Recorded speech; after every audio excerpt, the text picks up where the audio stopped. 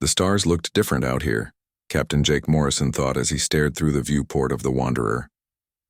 After 3 months of travel through deep space, his ship was finally approaching Cross Point Station, the largest trading hub in this sector of the galaxy.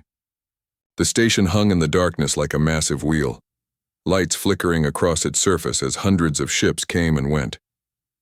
Jake was a tall man with short brown hair and tired eyes that had seen too many long journeys. He stood on the bridge, with his hands clasped behind his back, watching as the station grew larger on the screen. His crew of 40 men and women worked quietly at their stations, checking systems and preparing for docking procedures. "We're being hailed by station control," Lieutenant Amy Peters said from her position at the communications console. She was young, maybe 25, with blonde hair tied back in a tight ponytail. Her fingers moved quickly across the controls as she opened the channel. A voice crackled through the speakers, speaking in the common galactic language that humanity had learned only 5 years ago when they first made contact with alien life. "Human vessel Wanderer, you are cleared for docking at Port 73. Maintain current speed and follow the guidance beacons." "Acknowledged, station control," Amy replied. She closed the channel and looked back at Jake. "They sound about as friendly as we expected, sir." Jake allowed himself a small smile. "Can't blame them for being cautious. We're the new kids on the block."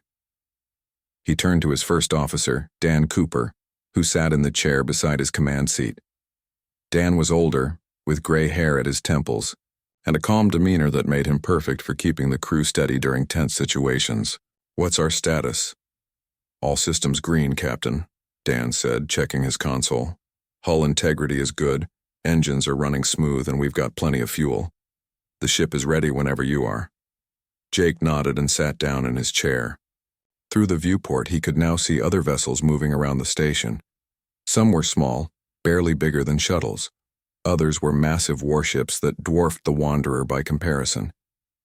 The alien designs were strange and beautiful, some covered in glowing crystals, others with hulls that seemed to be made of living metal.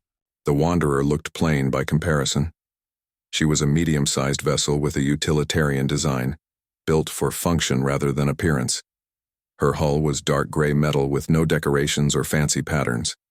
There were no visible weapon ports, no impressive shield generators humming on the exterior. To anyone looking at her, the Wanderer appeared to be exactly what humanity claimed she was, a simple exploration and trade vessel. As they followed the guidance beacons toward their assigned docking port, another ship came into view. This one was painted deep crimson and covered in sharp angles that made it look aggressive even when sitting still. It was at least 3 times the size of the Wanderer, with weapon ports clearly visible along its hull. "That's a Draknor warship," Ryan Cole said from the science station. He was a thin man with glasses who always seemed to be analyzing something on his screens. "The Crimson Talon, according to the registry. Commander Vral's flagship." "I've read about the Draknor," Amy said, her voice tight. "They're not exactly known for being friendly to new species." As if to prove her point, the Crimson Talon suddenly changed course and began moving toward the Wanderer. Jake felt his muscles tense but forced himself to remain calm. "Amy, hail them. Let's see what they want." Before Amy could open a channel, the Draknor ship opened one first. A face appeared on the main screen, reptilian and covered in dark green scales. Yellow eyes stared at Jake with obvious contempt. "Human vessel, this is Commander Vral of the Draknor Imperial Fleet. I wanted to see for myself if the rumors were true. They said a primitive species was attempting to join the Confederation." Jake stood up slowly, keeping his face neutral. "Commander Vral, I'm Captain Jake Morrison. We're here as invited guests for the assembly. We mean no disrespect to you or any member of the Confederation." Vral's mouth twisted into what might have been a smile, showing rows of sharp teeth. "Invited guests," he repeated, his voice dripping with mockery. "Look at your ship, human. It's barely fit for cargo hauling, let alone representing your entire species at a galactic assembly. What weapons do you carry? What shields protect you?" "I see nothing but basic metal plating and outdated engines. The Wanderer is equipped for exploration and peaceful trade," Jake said evenly. "We're not here to make threats or show off military power." "Of course not," Viral laughed, a harsh sound that made several crew members flinch. "Because you have no military power to show. Tell me, Captain Morrison, what makes humanity think they deserve a place among the advanced civilizations of the galaxy? What can you possibly offer that we don't already have? Jake felt his jaw tighten, but before he could respond, Viral's ship suddenly accelerated, circling around the Wanderer in a wide arc. The Draknor commander kept the channel open, broadcasting his voice not just to the human ship but to every vessel in range. Look at this, everyone. The humans have sent their best ship to impress us, and it looks like scrap metal. Their technology is centuries behind ours. They have no impressive weapons, no advanced shields, nothing that would make them useful allies. Other ships near the station began slowing down, their crews presumably watching the spectacle. Jake could feel his crew's eyes on him, waiting to see how he would respond to the insult. He took a deep breath and kept his voice steady. Commander Viral, we're not here to compete with you. We're here to learn, to trade, and to establish peaceful relationships. That's all. Peaceful relationships, Viral sneered. You mean you want to beg for our technology and protection? You want us to save you from the dangers of space because you're too weak to save yourselves. The Crimson Talon completed its circle and moved away, heading back toward the station. I'll see you at the assembly, human. Try not to embarrass yourself too badly. The channel closed, leaving silence on the bridge. Jake slowly sat back down, aware that every member of his crew was watching him. Well, he said quietly. That went about as well as expected. Dan, any damage from that little show? No, sir, Dan replied. He kept his distance, just trying to intimidate us. It's working a little, Amy muttered, then caught herself. Sorry, Captain. Jake shook his head. Don't apologize for being honest. Yes, they've got bigger ships and more advanced weapons. That's not a secret. But we didn't come here to get into a fight. We came to prove that humanity deserves a place in the galactic community.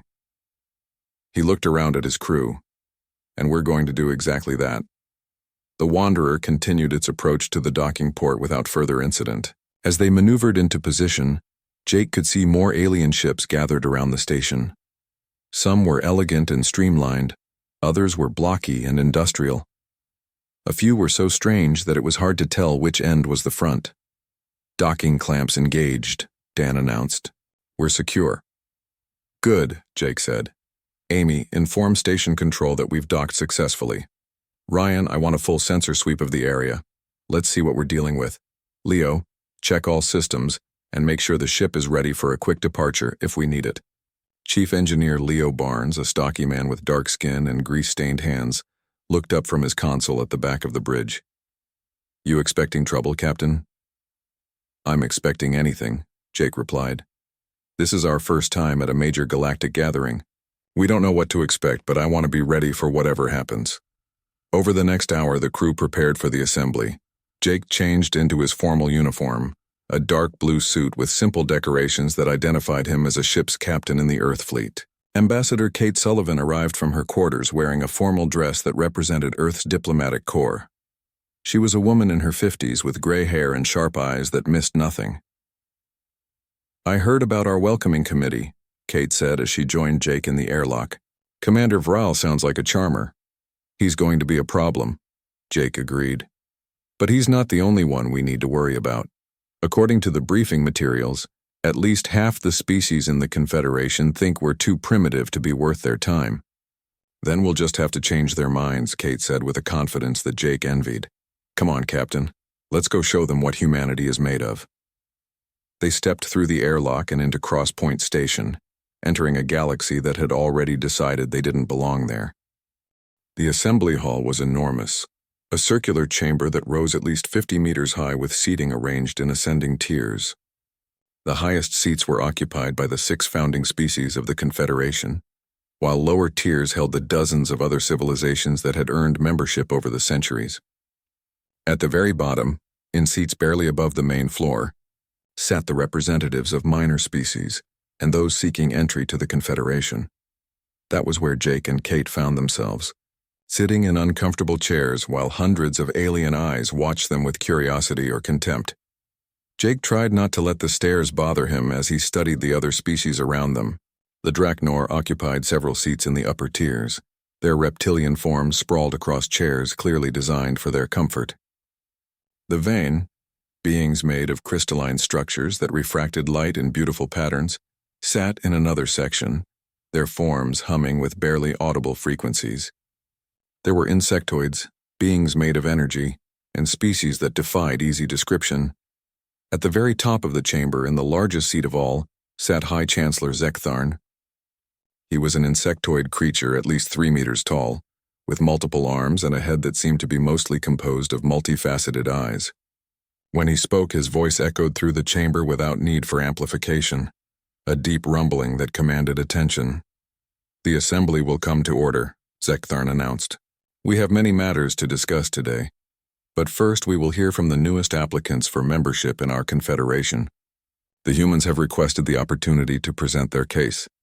Kate stood up, and Jake could see her hands trembling slightly despite her outward calm. She walked to the central platform where a speaking position had been designated. The lights dimmed slightly, focusing on her as she prepared to address the hundreds of beings gathered in the hall.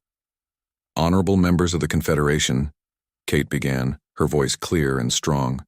"I am Ambassador Kate Sullivan, representing the planet Earth and all of humanity. We come before you today not as conquerors or supplicants, but as neighbors who wish to join the galactic community. Our species is young by your standards, but we have much to offer in terms of culture, science, and perspective." Before she could continue, a loud laugh echoed through the chamber. Commander Vral stood up in his seat, his yellow eyes gleaming with amusement. "Perspective? What perspective can a species that only discovered faster-than-light travel 5 years ago possibly offer to civilizations that have mastered space for millennia? What science can you share when your most advanced technology is primitive compared to what we developed thousands of years past?" Several other species joined in the laughter. Kate's face flushed, but she maintained her composure. "We may be young, but humanity has survived and thrived through adaptability and innovation. We've faced countless challenges on our homeworld and learned to overcome them not through brute force, but through creativity and cooperation." "Creativity?" a Vane representative said, its crystalline voice chiming like bells. "How charming. Tell us, human, what creative solutions has your species developed that we have not already perfected? What innovation can you possibly bring to those who have shaped the very fabric of space to our will?" Kate opened her mouth to respond, but Zektharn raised one of his many arms, calling for silence. "Enough. The human representative has the right to present her case without interruption." He turned his massive head toward Kate. "However, I must admit that the concerns raised are valid. Humanity's technological level is significantly below that of any current Confederation member. Your cultural development, while interesting, is not unique. Why should we grant you membership when you have nothing to offer that we do not already possess in greater abundance?" Jake watched Kate struggle for an answer. They had prepared for skepticism, but the open hostility was worse than expected. Every argument she might make would sound weak against the obvious technological superiority of the species around them. They needed something more, something that would force the Confederation to take them seriously. Zektharn seemed to sense Kate's difficulty. He leaned forward in his seat, his multiple eyes focusing on her with what might have been sympathy. "I will offer you an opportunity, humans. There is a matter that has troubled the Confederation for some time now, a test that has defeated our best efforts. If you can succeed where we have failed, you will earn immediate membership and the respect of every species in this chamber." The hall fell silent. Kate looked up at the Chancellor, hope and suspicion mixing on her face. "What kind of test?" "In the Void Sector, approximately 2 days' travel from this station, a spatial rift has appeared," Zektharn explained. "It is emitting dangerous levels of radiation and creating gravitational distortions that threaten 3 inhabited systems. We have sent multiple ships to seal the rift, using our most advanced technology. All have failed. Several ships were severely damaged in the attempt. 2 crews lost their lives." Jake felt a chill run down his spine. This wasn't just a test of competence. This was a death trap. "The rift continues to grow," the Chancellor continued. "Within 6 months it will reach a critical size and collapse into a black hole, destroying everything within 10 light years. We have begun evacuation procedures for the affected systems, but millions of beings will lose their homes. If humanity can seal this rift, you will have proven your worth beyond any doubt." Commander Vral stood up again, a grin spreading across his reptilian face. I volunteer the Crimson Talon to make another attempt. Draknor military technology is the finest in the galaxy. Where others failed, we will succeed. He looked down at Kate and Jake with barely concealed contempt. Unlike some species, we actually have the capability to solve such problems. Your previous attempt resulted in significant damage to your vessel, Zekthar noted. Are you certain you wish to try again? Absolutely, Varel said. We learned from our mistakes. This time we will channel enough energy to collapse the rift through sheer power. No anomaly can withstand the full might of a Draknor battlecruiser. Jake stood up before he could stop himself. Every eye in the chamber turned toward him. Kate looked at him with wide eyes, silently asking him what he was doing. Jake knew he should sit down, should let the Draknor and the other species handle this. But something in Varel's arrogant tone, something in the way the entire Confederation dismissed humanity as insignificant, made him speak. The Wanderer accepts the challenge, Jake said clearly.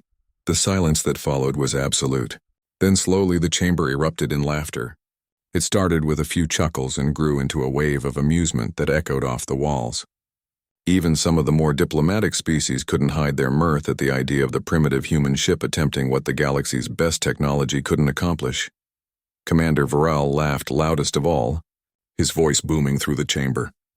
The human accepts. Oh, this is perfect.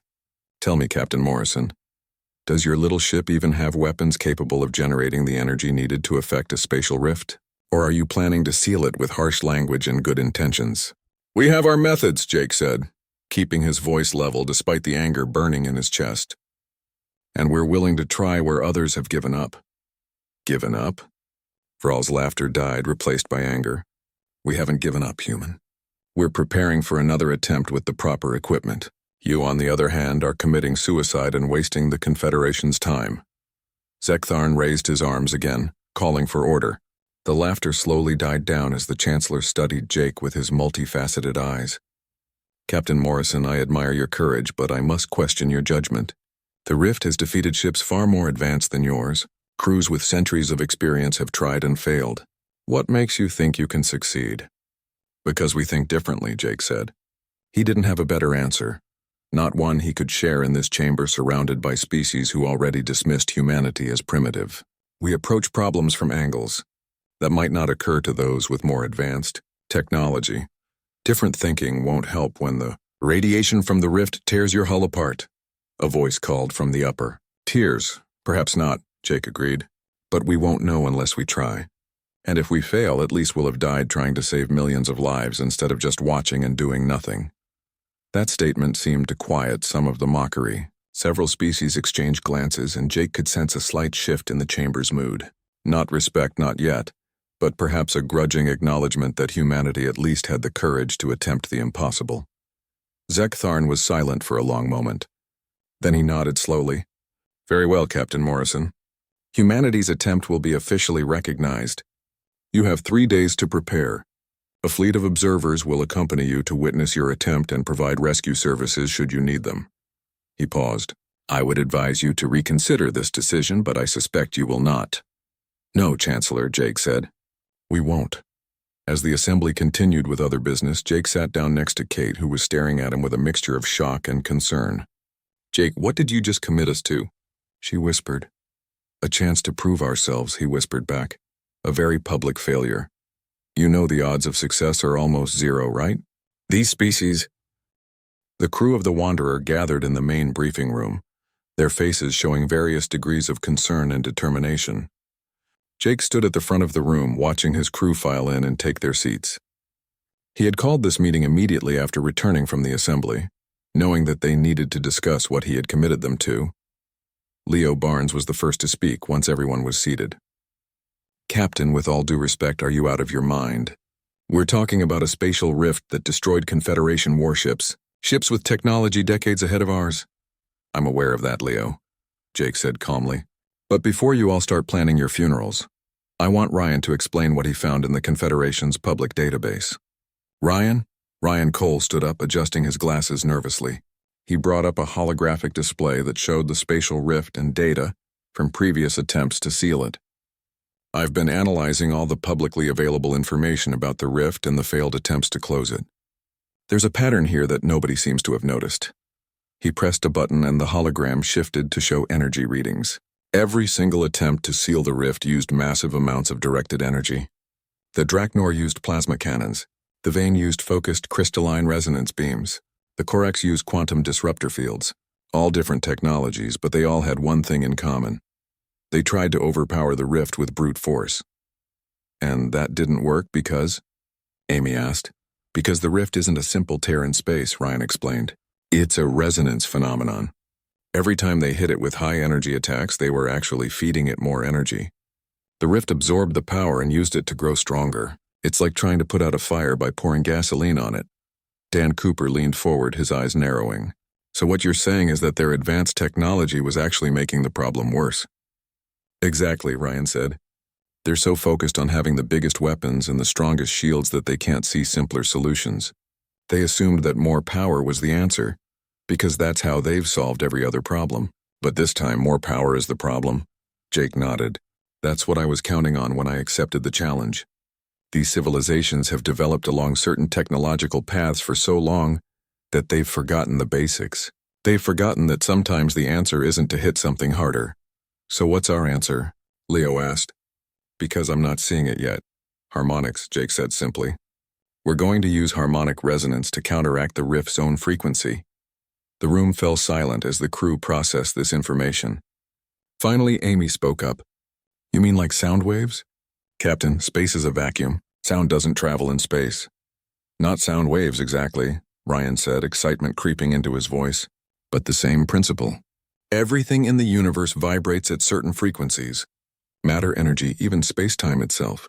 The rift is creating a specific resonance pattern. If we can generate a counter-frequency, a harmonic that's exactly opposite to what the rift is producing, we can neutralize it. Like noise-canceling headphones, Dan said, understanding dawning on his face. They work by producing sound waves that are the opposite of the ambient noise, canceling it out. That's the idea, Jake confirmed. But instead of sound, we're dealing with spatial temporal frequencies. The math is more complex, but the principle is the same. Leo was shaking his head, but he was smiling. That's either brilliant or completely insane.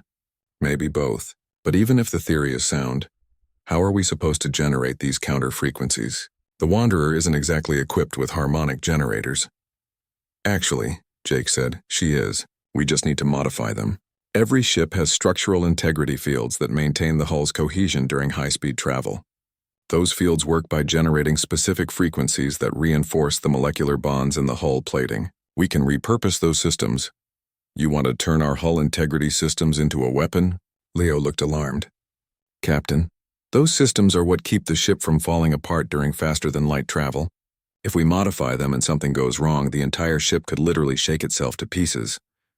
I know the risks, Leo, Jake said, but I also know that you're the best engineer in the Earth fleet. If anyone can make this work, it's you. I need you to work with Ryan to calculate the exact frequencies we'll need and figure out how to generate them without destroying the ship in the process. Leo stared at Jake for a long moment, then sighed.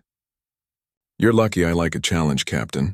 All right, I'll do it, but I'm making no promises about our survival rate. Fair enough, Jake said. He turned to Amy. I need you to monitor the observer fleet. I don't trust Commander Vral. He was angry at the assembly, and angry people make stupid decisions. If any of those ships make a move toward us during the operation, I need to know immediately.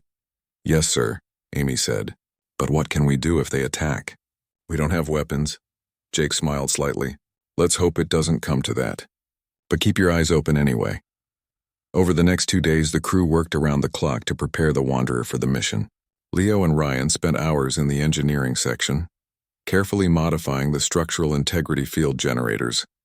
They ran simulation after simulation, testing different frequency patterns and power levels. More than once, Jake heard Leo cursing over the intercom as another simulation resulted in catastrophic failure. Meanwhile, Dan reviewed all the data about the void sector, plotting the safest approach route to the rift. Amy studied the specifications of every ship in the observer fleet, learning their capabilities and weaknesses. Kate worked with the diplomatic team to maintain contact with the Confederation, keeping them updated on the Wanderer's preparations. On the morning of the third day, Jake stood on the bridge and watched as the Wanderer undocked from Crosspoint Station. Behind them, a fleet of 17 ships followed at a respectful distance. The observer fleet included vessels from 6 different species, all equipped with long-range sensors to record humanity's attempt. And of course the Crimson Talon was there, with Commander Vral broadcasting his running commentary to the entire fleet.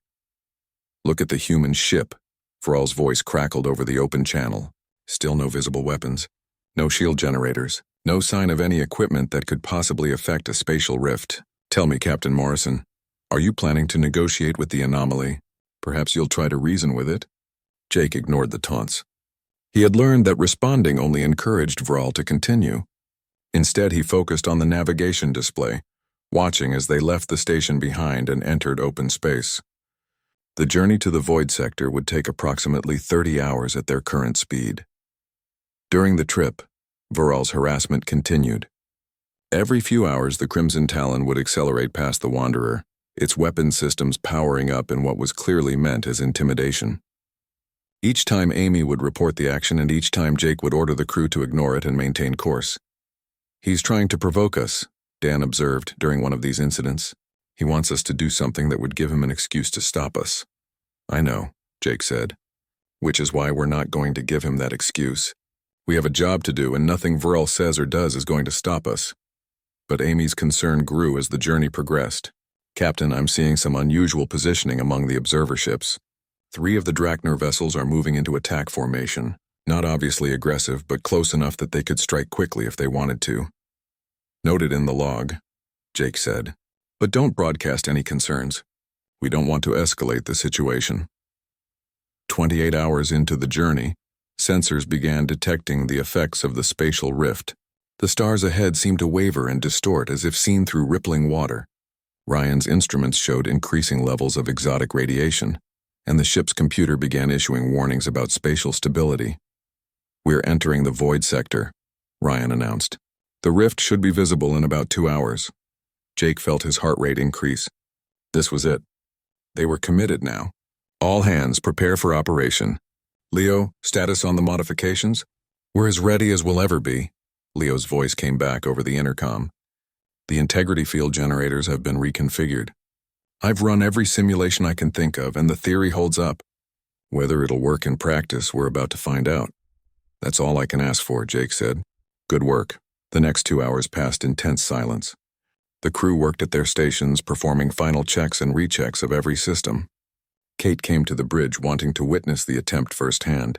She stood beside Jake's chair, her face pale but determined. Then finally they saw it. The spatial rift appeared on the view screen, and several crew members gasped at the sight. It was massive, a swirling vortex of purple and black energy that seemed to twist reality itself. Lightning-like discharges of exotic particles shot out from the rift in all directions. Debris floated nearby, the remains of ships that had gotten too close during previous attempts. "My God," Kate whispered. "It's worse than I imagined." Commander Varal's voice came over the channel again, but this time there was less mockery and more genuine curiosity. "Human vessel, this is your last chance to turn back. That rift has destroyed vessels far more capable." The bridge of the Wanderer filled with a low humming sound that seemed to come from everywhere at once. It started so quietly that Jake almost didn't notice it, but within seconds it grew into a deep thrumming that he could feel in his bones. The entire ship was vibrating. Not violently, but with a steady rhythm that pulsed through the deck plates and up through his chair. "Harmonic generators are active," Leo announced from engineering. "Power levels are stable. The structural integrity fields are generating the counter frequency at 70% capacity, increasing to 80%.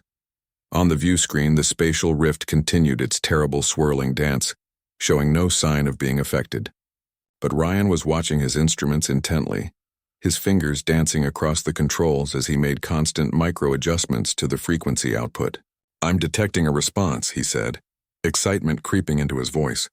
"The rift's resonance pattern is starting to fluctuate. It's subtle, but it's there." Jake leaned forward in his chair. "Can you increase the effect?" "Working on it," Ryan said. "The problem is that the rift isn't generating just one frequency. It's a whole spectrum of harmonics all interacting with each other. I need to match every single one of them with counter frequencies. It's like trying to tune 50 different instruments at the same time while they're all playing different songs. The Wanderer moved closer to the rift, and the ship's vibrations intensified. Jake could see his coffee cup rattling on the armrest of his chair, the liquid inside creating ripples that matched the frequency of the ship's thrumming. Around him, the crew worked with focused concentration, monitoring their stations and making constant adjustments. In the observer fleet, confusion was spreading. Their sensors were detecting something happening to the human ship, but they couldn't quite understand what. Amy monitored the communication channels and heard fragments of bewildered conversations as alien scientists tried to figure out what the Wanderer was doing. Then Commander Vrel's voice cut through the chatter. "What are the humans doing?" "Their ship is vibrating." "Are they experiencing system failures?" One of the vain observers responded, its crystalline voice puzzled. "Negative, Commander Vrel. The vibrations appear to be intentional. They are generating them using their structural integrity fields, but for what purpose we cannot determine." "Structural integrity fields?" Vrel sounded confused and angry. "Those are for maintaining hull cohesion, not for affecting spatial anomalies. What could they possibly hope to accomplish with such primitive systems?" Jake allowed himself a small smile. They didn't understand because they couldn't conceive that something so basic could be effective. It was exactly what he had counted on. "Ryan, status?" he asked quietly. "Making progress," Ryan replied, his eyes never leaving his displays. "I've matched about 30% of the rift's frequency spectrum. The fluctuations in the anomaly are becoming more pronounced. I think it's working, Captain. I actually think this is working." "How long until you've matched the entire spectrum?" "At the current rate, approximately 90 seconds. But I need to move the ship closer. The effect drops off with distance, and we need to be within 200 meters for maximum efficiency." Jake felt his stomach tighten. 200 meters from that thing would put them dangerously close to the radiation and gravitational distortions. But if it meant sealing the rift, they had no choice. "Dan, take us in. 200 meters from the rift's edge." "Aye, Captain," Dan said, his voice steady despite the obvious danger. The Wanderer moved forward, and the readings on every console became increasingly alarming. Radiation levels spiked. The gravitational field readings went crazy. Warning lights began flashing across multiple systems, but Ryan's instruments showed the effect they were having. The rift's edges were starting to shimmer, the purple and black energy patterns beginning to interfere with themselves. The massive anomaly was responding to the counter-frequencies the Wanderer was generating. Then everything happened at once. On Amy's console, alarms began screaming. "Captain! The Draknor ships are breaking formation. 3 vessels are moving toward us at attack speed. They're charging weapons." Jake's head snapped toward the tactical display. Sure enough, 3 Draknor warships, including the Crimson Talon, were accelerating toward the Wanderer. His mind raced through the options. If they diverted power to shields and defensive systems, they would lose the harmonic frequency that was sealing the rift. If they continued the mission, they would be defenseless. Commander Vral's voice boomed over the communication channel. "I will not allow humanity to claim this victory through cheap tricks and acoustic illusions. You are cheating, using primitive technology to create the appearance of success. I am authorized to terminate any mission that threatens the integrity of Confederation testing procedures." "He's insane," Kate said from beside Jake's chair. "He's going to kill us because we're actually succeeding." "Ryan, how long until the rift is sealed?" Jake asked urgently. 90 seconds, maybe less," Ryan said, his hands moving frantically across the controls. "I've matched almost 80% of the frequency spectrum, but I need uninterrupted time to finish the sequence. If we shut down now, the rift will stabilize again and we'll have to start over." "Captain, the Draknor ships are in firing range," Amy announced, her voice tight with tension. "Energy signatures indicate they're preparing to fire." "Impact in 40 seconds, Jake made his decision. "Leo, activate Protocol Shepard." There was a moment of shocked silence on the bridge. Leo's voice came back uncertain. "Captain, are you sure?" "We've never tested that system in actual combat conditions. We don't even know if it'll work." "We're about to find out," Jake said. "Activate it now." "That's an order." "Aye, sir," Leo said. "Activating Protocol Shepard." God help us all. The Wanderer's hull began to shift. It was subtle at first, barely visible on the external cameras, but within seconds, panels all along the ship's exterior were opening, revealing thousands of small emitters embedded in the hull plating. The ship that had looked so plain and unremarkable suddenly revealed that its simple metal surface had been hiding something extraordinary. "What is that?" Kate breathed, staring at the view screen. Insurance, Jake said quietly. Humanity learned a long time ago that the best defense is the one your enemy doesn't know about. We built the Wanderer to look weak and defenseless, but what we didn't tell anyone was that every square meter of her hull contains harmonic projectors. Miniature versions of what we're using to seal the rift. The Draknor ships fired. Plasma bolts, each one capable of vaporizing a small moon, streaked through space toward the Wanderer. The observer fleet watched in horror, certain they were about to witness the destruction of the human ship. But as the plasma bolts approached, something incredible happened. The Wanderer's hull emitters activated, generating a field of harmonic frequencies around the ship. When the plasma bolts hit that field, they simply fell apart. The coherent energy weapons disintegrated into scattered particles, their molecular bonds disrupted by the precise counter-frequencies the ship was generating. It was like watching bullets dissolve in midair. The deadly weapons fire that should have torn the Wanderer apart instead splashed harmlessly against the invisible harmonic shield, breaking down into nothing more than dispersed energy that dissipated into space. The entire observer fleet fell silent. Even Commander Vral seemed too shocked to speak for a moment. Weapons fire negated, Amy reported, her voice filled with amazement. Captain, it actually worked. The harmonic field is breaking down the incoming energy at the molecular level. Leo, can we maintain both the rift sealing frequency and the defensive field? Jake asked. Barely, Leo's voice came back strained. I'm running the generators at 95% capacity. We can hold this for maybe another 3 minutes before we risk burning out the entire system. But as long as the Draknor keep shooting at us, we need both fields active. Commander Vral, recovering from his shock, was screaming into the communication channel. All ships, concentrate fire. Pour everything you have into that human vessel. I don't care what kind of trick they're using. Enough energy will overwhelm any defense. The 3 Draknor ships opened fire with everything they had. Plasma cannons, particle beams, missile systems, all of it unleashed at once in a devastating barrage that lit up the void sector like a small sun. The observer fleet quickly moved back, not wanting to be caught in the crossfire, but the Wanderer held. Her harmonic fields pulsed with energy, generating precise counter-frequencies for every weapon system the Draknor threw at her. Plasma dissipated, particle beams scattered. Missiles fell apart before they could detonate, their warheads rendered inert by the disruption of their molecular structure. And through it all, Ryan continued his work on sealing the rift. His hands never stopped moving, adjusting frequencies, compensating for fluctuations, fine-tuning the harmonic output. Sweat dripped down his face as he pushed himself and his equipment to their absolute limits. 90% matched, he announced. The rift is destabilizing in a controlled manner. I can see it collapsing inward. Just a few more seconds. On the view screen, the spatial rift was indeed changing. Its edges were shimmering more violently now. For several long seconds, nobody moved. The bridge of the Wanderer was silent except for the hum of the ship's systems and the quiet beeping of instruments. Jake stared at the view screen, at the empty space where the deadly spatial rift had been, just moments ago, and felt something like relief wash over him. Leo, power down the harmonic generators, he said quietly. Slowly. I don't want to risk any system overloads. Already on it, Captain, Leo replied, bringing the generators down to standby power. All systems are still green somehow. We actually pulled it off without shaking the ship apart. Ryan slumped back in his chair, pulling off his glasses to wipe the sweat from his face. I can't believe that worked.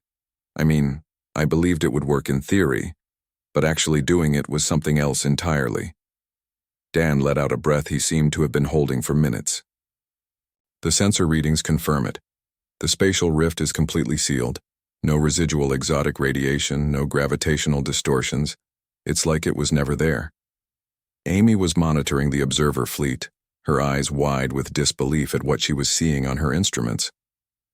Captain, we're being hailed by every ship in the fleet. The Confederation observers are requesting detailed sensor logs. The Vane science vessel is asking how we generated those harmonic fields, and Commander Vral is demanding to speak with you immediately. Jake allowed himself a small smile.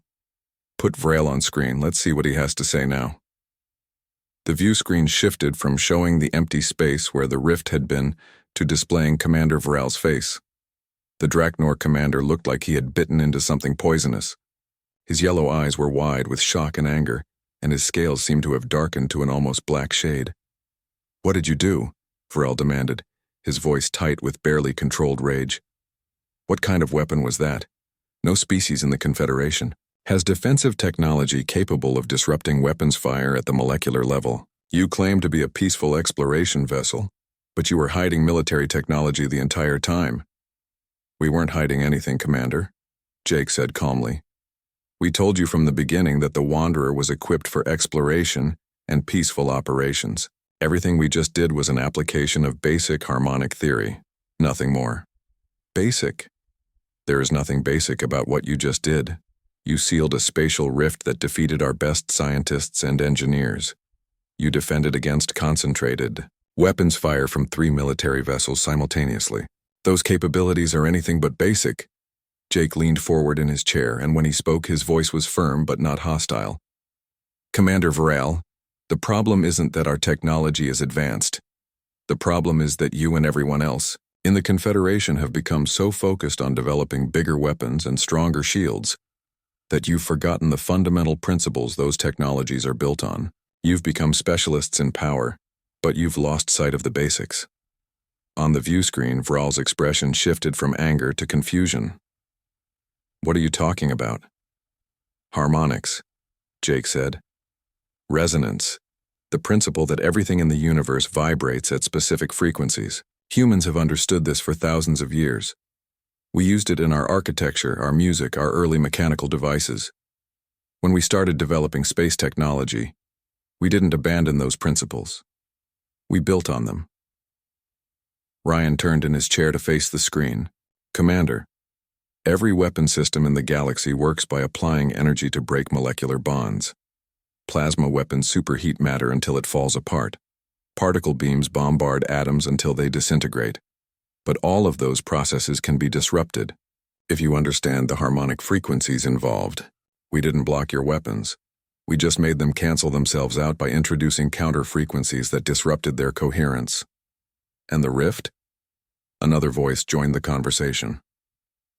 On the split screen, High Chancellor Zektharn appeared. His multiple eyes focused intently on the human crew. How did you seal an anomaly that resisted our most advanced spatial manipulation technology? Same principle, Jake explained. The rift wasn't a simple tear in space. It was a resonance cascade, feeding on energy and using it to maintain itself. Every time your ships hit it with high-energy weapons or containment fields, you were giving it more power to sustain itself. We didn't try to overpower it. We matched its frequency and introduced a counter-harmonic that forced it to collapse. Zektharn was silent for a moment, his alien features unreadable. Then he spoke slowly, carefully. You are saying that humanity solved this problem by using principles that are considered elementary in modern physics education, principles that we teach to children before they move on to advanced studies. Yes, Kate said, standing up beside Jake's chair. That's exactly what we're saying. The Confederation has developed incredible technology, and we're not trying to diminish that achievement. But somewhere along the way, you became so focused on advancement that you stopped considering whether simpler solutions might be more effective. You assumed that because our technology looked primitive, it must be useless. You never considered that we might have developed along different paths that led to different insights. Commander Varal was shaking his head, clearly struggling to accept what he was hearing. But your ship. You appeared to have no weapons, no defenses. You allowed us to mock you, to call you weak and primitive. Why didn't you reveal your capabilities from the beginning? Jake exchanged glances with Dan and Leo before responding. Because, Commander, one of the most important lessons humanity learned in our history is that the best advantage is the one your opponent doesn't know about. We didn't come to the Confederation to threaten anyone or prove our military strength. We came to establish peaceful relationships and trade, but we're not naive. We knew there would be species who might try to take advantage of what they saw as weakness. So we built the Wanderer to appear unremarkable while hiding capabilities that more aggressive civilizations would overlook. You deceived us, Vrel said, but there was less anger in his voice now and more grudging respect. We were cautious, Jake corrected. There's a difference. We never lied about our capabilities. We simply didn't advertise them. And honestly, the fact that every species dismissed us as primitive says more about the Confederation's assumptions than about our honesty. Another face appeared on the split screen, this one belonging to a Vane representative whose crystalline structure glowed with an emerald light. Captain Morrison, the Vane Science Directorate would like to request a meeting to discuss your harmonic manipulation technology. We are particularly interested in the mathematical principles behind your frequency calculations, as would the Corax Institute of Advanced Physics, another voice chimed in, and the Draknor Engineering Corps, a third added, this one sounding embarrassed. Within minutes, Jake's communication console was lighting up with requests from dozens of species, all wanting to learn more about humanity's approach to harmonic technology. The species that had laughed at the Wanderer just days ago were now clamoring for the chance to study and understand what humanity had done. High Chancellor Zektharn raised several of his arms, calling for silence on the channel. Enough. There will be time for scientific exchange later.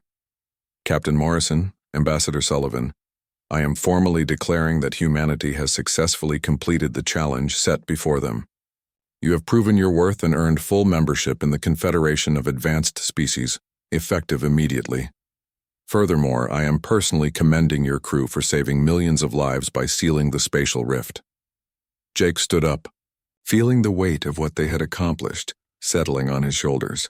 Thank you, Chancellor. Humanity is honored to accept membership in the Confederation.